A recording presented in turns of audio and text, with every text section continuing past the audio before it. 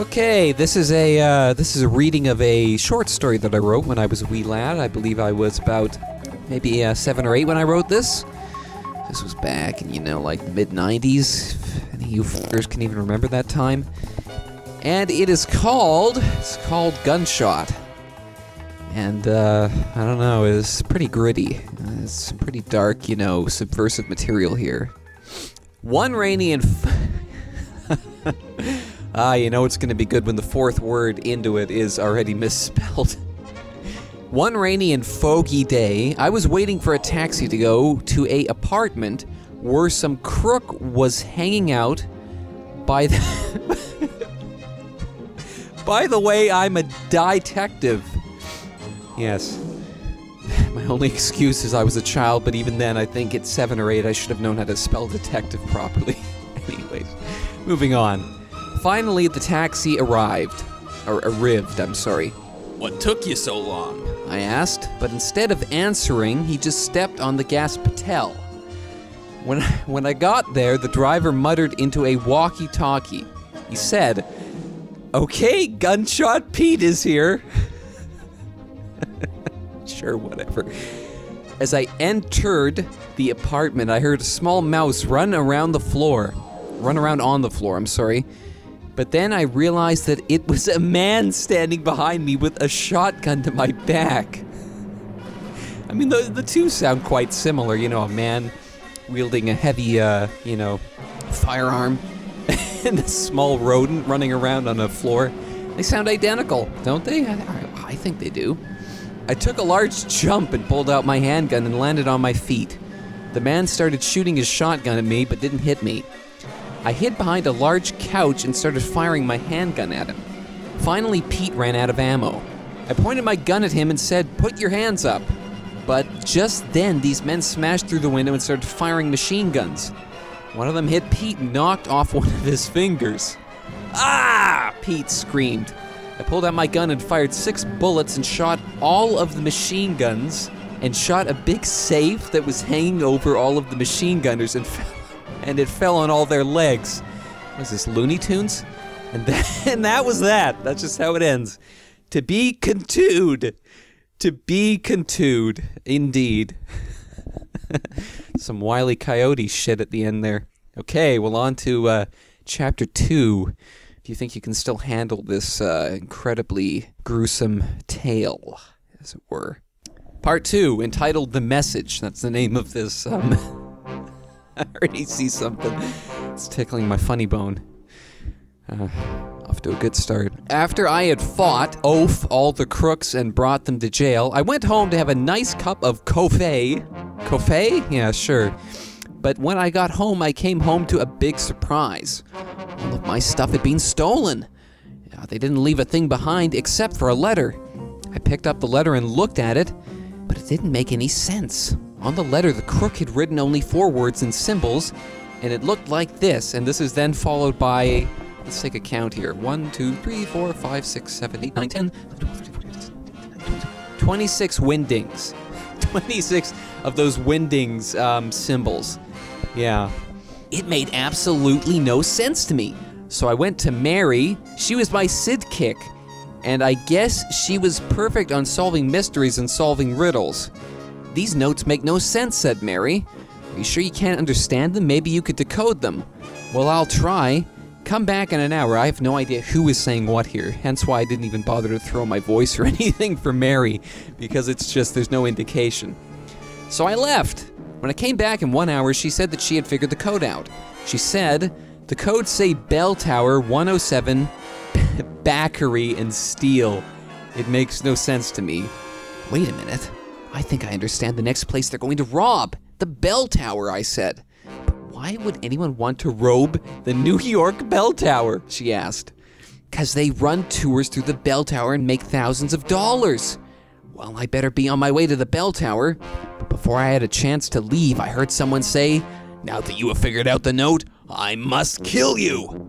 To be continued. Well, at least to be continued is spelled properly this time. I think that was the most horrific part of the story so far. Alright, chapter 3, the Bell Tower. Here we go. My anus is puckered just anticipating what's going to happen. The man raised his rifle, aimed it at me, and fired. Before the bullet could hit me, Mary jumped in front of me and pushed me out of the way. Ah! Mary screamed as the bullet blasted a chunk out of her shoulder. A chunk out of her shoulder, that's what it says. Mary! I screamed. I took a... What the hell? Oh my goodness. I took a Band-Aid and put it on her shoulder. Well, ladies and gentlemen, boys and girls, if you ever get shot with a high caliber, bullet, just strap a Band-Aid onto it, a store-bought Band-Aid, and, Bob's your uncle. I put a Band-Aid on it, put it on her shoulder where she had been shot, pulled out my revolver and fired rapidly at the crook. Finally, I blasted off one of his ears. Now, that's some precision right there. He screamed and dropped his rifle when it hit the floor and fired off one more shot. The shot hit me in the chest, but at least I had a lead plate by my heart so it didn't hurt me? Why? Why does Gunshot Pete have a lead plate by, whatever. Right away, I took Mary to the hospital and then hurried to the bell tower. I ran into the bell tower but didn't see anyone. But just then, all of these doors opened and machine gunners walked out and started firing their guns. I hid behind a ticket booth and pulled out my revolver and started to hit the trigger, but there were no bullets left in the gun. You think you would check that before going to the bell tower? So I pulled out my double-barreled shotgun and fired one shot. Out of nowhere, pulling out a double-barreled shotgun.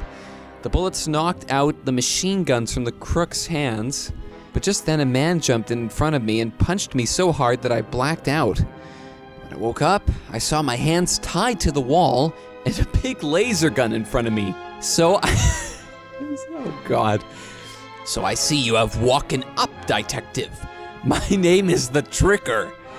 Well, anyways, this laser will blast you into pieces in 50 seconds. Well, goodbye. Just great.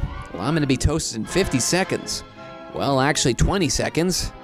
20, 19, 18, 17, 16, 15, 14, 13, 12, 11, 10, 9, 8, 7, 6, 5, 4, 3, 2, 1.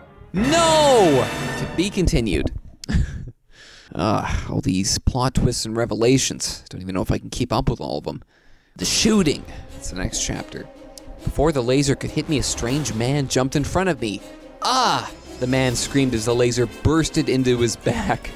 I managed to undo the rope that was around me. I walked up to the man, but before I could help him, a man broke through the window and started shooting his rifle at me, but didn't hit me. Pulled out my revolver and hit the trigger, but I was out of ammo. You couldn't remember this? You were out of ammo when you arrived at the fucking bell tower. So I pulled out my bat and hit the man with it. My bat. So he had, let's see, what did he have on him altogether, Gunshot Pete? He had his trusty revolver, a double-barrel shotgun, and now a bat. He just have a backpack on him full of just like assorted weaponry. As he fell down, he fired his rifle. The bullet ricocheted off the metal door and hit the man that was hit by the laser. I left the building and went home. What?